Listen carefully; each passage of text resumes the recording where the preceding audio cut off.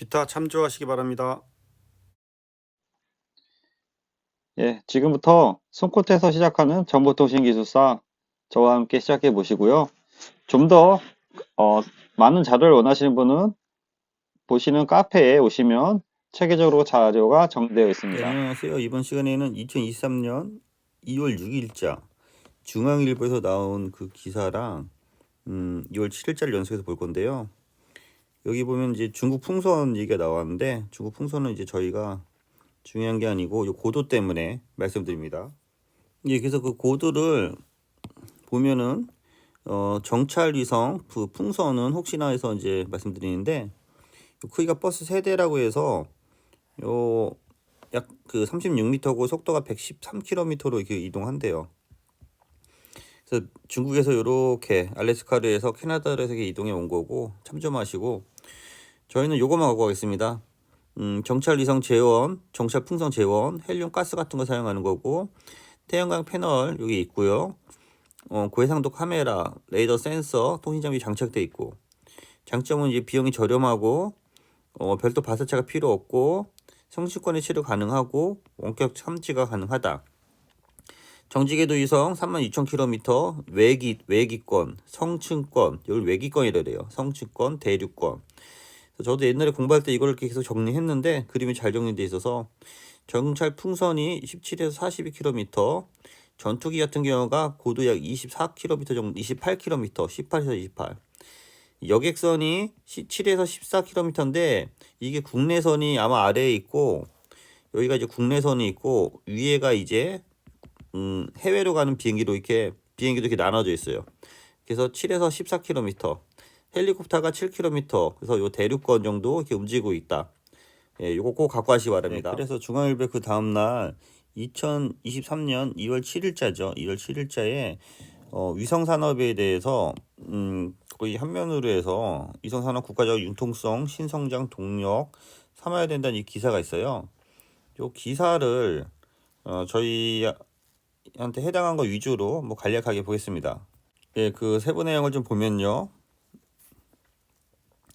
GPS 위성에 대해서 얘기가 되고 있고요. 인공위성의 도움 없이 살 수 없다. 그래서 36,000km의 기상위성, 통신위성, 환경위성 등이 포진해 있다. 정지궤도 위성 얘기하는 거고요. 그래서 지구 자전 속도와 거의 비슷하기 때문에 지구에서 인공위성을 쳐다보면은 늘 같은 방향인 것처럼 보이는 거고요. 정지궤도에는 한국의 천리안 1호 위성의 기상센터와 통신 중계기 등이 실려 있고 천리안 2A의 위성의 첨단화된 기상센터와 해양 관측 센서 등이 있고 2B의 미세먼지 관측할 수 있는 환경관측 센터가 실려 있다고 합니다. 그래서 약 3,500억 원으로 평가된다고 합니다. 그래서 한국은 그 대형 로켓이 없어서 프랑스 아리안 로켓에 실려서 정지궤도로 투입됐는데 발사 비용은 매번 수백억씩 지급한다고 합니다. 그래서 우리가 발사체를 갖고 가는 게 되게 중요하다. 요런 거는 동양으로 발사체가 없다라는 걸 적어주면 좋을 것 같습니다. 천리안 위성 3기 가격의 발사 비용까지 합치면 1조 원이 훨씬 넘는다. 예, 대략 어느 정도 드는지 갖고 가시고요. 기상청 쏘아 올리는 것으로 약 1조 원의 예산, 우리가 개발한 기상위성을 쏘아 올리면 1조 원을 비용 절감 효과가 있다. 근데 그 전에 이제 투자비가 드는 거죠. 그래서 이제 기술 자립도 갖고 와야 되는 거고 핵심 부품을 미국이나 프랑스에서 수입하는 실정이기 때문에 지속적인 개발이 필요하다. 네, 그런 얘기가 있고 한국의 최우선 개발 대상은 GPS 위성이다. 그래서 고도 2,000km에서 2만 km의 우주 공간에서 배치되는 GPS 위성은 세계 어디서든 인터넷이 가능하고 여객기를 한치 오차 없이 목표한 공항에 착륙시키게 한다. 한국 우주개발에서 가장 최우선으로 개발할 것이 GPS 위성이고 8개의 GPS 위성을 2035년부터 실용화하는 것이 이제 계획이라는 거죠. 미국은 24개의 GPS 위성을 운영하고 있고 그 정보를 우리가 이제 사용하고 있는데 예전에 저희가 이제 1983년에 우리 여객기 그 사고가 있었죠. 그리고 소련에서 미사일 격추된 그 사고가 있었는데 이게 그 GPS가 안 된 거고 관성 항법 장치 오류가 있어서 소련 영공을 침범하게 돼서 그 소련의 전투기가 그 출격해서 저희가 그 비행기가 많은 사람이 죽었던 그런 사건이 저도 기억이 납니다. 군사의 목적으로 사용하던 GPS를 여객기에 사용할 수 있도록 허락해줬고 그 결과 비행기 경로를 이탈하는 그 오류는 없어지게 됐고요. 그래서 지금까지 미국의 GPS 위성을 이용하고 있는 게 현실이라고 합니다. 그래서 한국 예정대로 2035년에 자체 GPS인 KPS, 우리나라가 자체 사용하는 GPS를 이제 KPS다 한다. 그 개념을 갖고 가시고요. 그러면 미국과 연동해서 더 정밀한 위치를 정보를 파악을 할 수 있게 되고 한미 우주 동맹과 더불어 더욱 강화될 것이다. 한국 GPS 위성은 한 기 발사 비용까지 합치면 약 4천억 원 정도가 비용이 든다. 그래서 국방력이 강화될 거고 자긍심을 느끼게 될 것이다.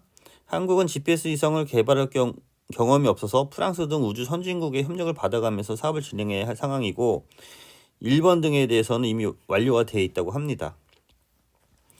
첩보 위성에 대한 그 접근도는 미국이 10cm, 한국이 60cm의 그 정밀도라고 하네요. 한국의 첩보 위성은 현재 4개가 있고 개당 2,500억 원이 되는 거고요. 프랑스 등에서 로켓을 빌려서 발사하게 돼서 비용 거의 3,500억 정도가 든다고 합니다. 400에서 600km의 그 고도이기 때문에 정지궤도 위성으로 보시면 될 것 같습니다. 일본, 중국 얘기 쭉 나오고 있고요. 미국 첩보 위성은 10cm급의 장애물 없는 탁 트인 그 미국 어디에서든지 사람이 읽고 있는 신문까지 이렇게 볼 수 있다고 합니다. 엄청난 그 정확도가 되는 거네요. 일본의 첩보 위성은 약 30cm까지 항거하는 거고 한국은 60cm 해상도를 갖고 있다. 예, 기상위성 수명이 보통 10년에서 10년인데 예, 기상위성 수명이 10년에서 20년으로 늘어났다. 위성 산업이 수백 년 이상 돈을 벌 수 있는 분야라는 것은 위성의 수명 때문이다. 그래서 위성의 수명과 관련이 돼 있다. 그래서 첩보 위성의 경우 배터리와 연료, 광학 기술의 요소로 인해 부품이 노화되고 3부터 5년의 수명이 걸리는데 기술 발전에 따라 10년 정도 쓴다는 거죠.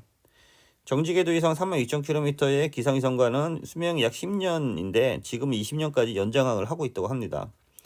수명을 다하면은 위성이 새로운 위성이 투입돼야 하는데 기상위성을 얻을 수 있지만 계속 뒷받침되는 시장인 만큼 영구적으로 수익을 창출할 수 있는 산업이다. 그래서 여기서도 돈이 많이 벌 수 있다. 그래서 다른 나라 위성을 쓰지 않고 한국형 KPS가 이제 필요한 상황이고요. 그 다음은 미사일에 관한 데서 얘기 나오는 건데요. 초소형 위성 50개. 그래서 북한의 미사일 발사와 직결돼 있고 우리랑은 별로 상관이 없을 것 같습니다. 일본의 첩보 위성은 9개 정도고 2025년에 10개로 늘어날 예정이고 소형 위성 50개가 올라가면 첩보 위성이 60개가 되는 것이나 다름없기 때문에 북한의 미사일 위협이나 이러한 변화를 부추기는 데 있어서 일본은 첩보 위성을 계속 늘려갈 것이다. 세계 동양 한국 기업 센트렉 I가 아랍에미리트에 2.5m 이상의 지상 물체를 파악할 수 있는 위성을 수출했다. 2014년 스페인의 해상도 0.75m급 광학 위성을 수출에 성공했다. 가격은 보통 600억에서 1,100억으로 추산되고 이것에 대한 발사체가 별도로 있는 거고요. 최근 많이 성장하고 있는 게 미국의 스페이스 X죠. 4만여 기의 초소형 위성으로 전 지구 인터넷 통신망을 구축하는 등 통신위성 시대가 열리고 있고요. 플래닛 랩스는 150개 인공위성으로 지구 총 면적의 40%를 상시 관측하고 있고요. 그래서 세계 주요 나라가 그 위성 우주 개발에 뛰어들고 있고 장기 비전으로 해서 접근해야 되는 거고요. 한국에서도 국가 우주위원장을 대통령이 맡게 돼서 2023년 하반기에 우주항공청이 설립을 돼서 이걸 중심으로 해서 계속 발전해 나갈 것이다 라는 기사입니다. 네, 수제비 그 서머리 노트를 정리를 해보겠습니다. 네, 그래서 저희 카페에서 이제 위성으로 이제 조회를 해보면 자료가 많이 나와 있어요. 일단 마인드맵에 가서 이제 위성을 보면은 다양하게 정리가 되어 있는데 여기서 꼭 갖고 와야 될 거 이제 위성의 분류 GEO 고궤도 위성, 중궤도, 저궤도에서 36,000km 지구 공전과 함께 24시간 같이 도는 거고요. 여기에 이제 정지궤도 위성이 천리안 무궁화가 있는 거고 고궤도 위성 2만에서 4만 km 고궤도, 중궤도 2,000에서 2만 km 그 다음에 저궤도가 2,000km 이하가 주로 이제 저궤도 위성이 되는 거고요. 위성의 사용 목적은 통신, 기상, 군사, 과학, 항행으로 해서 정리해 주시고, 위성에서 할당 방식, 회선 할당, 다인 접속에서 파마, 다마, 라마 구분해 주시고, 다인 접속에 FDMA, TDMA, CDMA, SDMA에서 회선 할당하고 요 다인 접속하고 이거 헷갈리시면 안 됩니다. 그래서 저는 어떻게 외웠냐면 다인 접속은 4개 있고 회선 할당은 3개 있기 때문에 이게 더 많다. 그래서 다인 접속이다. 뭐 그렇게 외웠습니다. 그래서 이거 꼭 키워드 갖고 하시고요. 나중에 시험 볼 때 이게 헷갈릴 수가 있습니다. 이렇게 해서 들어가서 이제 위성에서 GNSS에서 이제 그 GPS가 있고, GPS에서 신호 발생기에서 요 SPS랑 PPS 개념, 스탠다드 포지셔닝 시스템, 프라이스 포지셔닝 시스템 갖고 가시고, 거기에 AGPS, DGPS, 뭐 MS GPS에서 구분할 수 있어야 되고요. 그래서 위성에 대한 오차에서 기하학적 오차, 구조적 오차에서 전체적으로 오차가 약 17m 정도 나오는 건데, 구조 오차에는 위성 오차, 환경 오차, 수신기 자본 오차 등으로 이렇게 구분될 수 있습니다. 그래서 이러한 부분을 전반적으로 정리하면서 S바스까지 가야지 되는 거고요. 최근에 이제 G바스도 시험에 나왔기 때문에 G바스랑 S바스랑 당연히 구분할 수 있는 것으로 정리해 주시기 바랍니다. 그 다음에 주파수 대역 LS, CX, QK, 카 여기까지는 가야 될 것 같습니다. 예, 그래서 그 다른 것들도 몇 개 좀 더 보고요. 한국형 위성 항법 시스템 이 자료가 좀 정리되어 있는데, 한국형 위성항법 시스템 저희 뭐 기수사님이 정리한 걸 저희 카페에 올려놓은 건데, 한국형 위성항법 시스템 KPS 코리아 포지셔닝 시스템 이렇게 나올 수 있고, 기사에도 이제 KPS라는 용어가 있기 때문에 이걸 좀 뽑아왔어요. 개요는 위성항법 시스템은 인공위성을 사용하여 추계한 시스템이다. 그래서 한 줄로 간단히 적으셨네요. 한국형 위성 항법 시스템 KPS는 우리나라 전역을 커버하는 위성 항법 시스템으로 GPS를 대체한다. 그래서 요 구성도 있고 여기 지구 있고 KPS 있고 MEU 뭐 이런 걸 표시하려고 했는데 아주 깔끔하게 정리 잘하신 것 같아요. 저 같은 경우에는 이 박스 쳐줬으면 더 좋았을 것 같고, 우리나라만 커버하기 위한 그 어떤 정지 궤도를 사용하는 위성이다. 그렇게 정리해 주시고요. 구성 요소는 위성, 수신기, 관제센터가 있어서 위성은 정지 궤도, 그래서 경사, 지구, 궤도 위성이다.